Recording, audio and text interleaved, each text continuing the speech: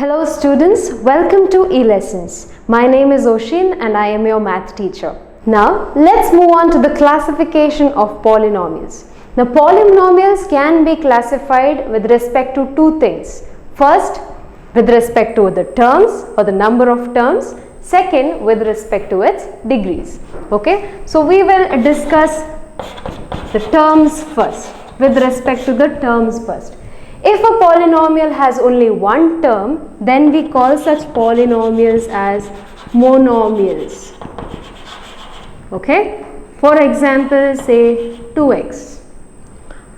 If a polynomial has two terms, then we call it as a binomial. So we have binomials are the ones which have two terms. For example, say 2x plus 3y, or say 2x square plus 3x, and so on.